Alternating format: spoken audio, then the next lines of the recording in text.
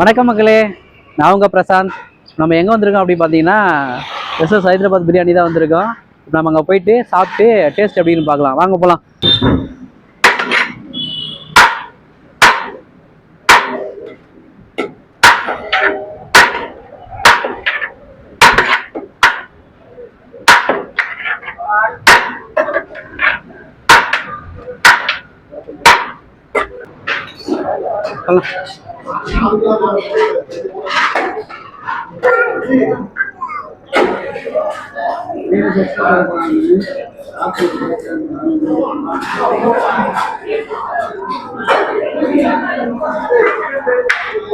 வெங்காயம்,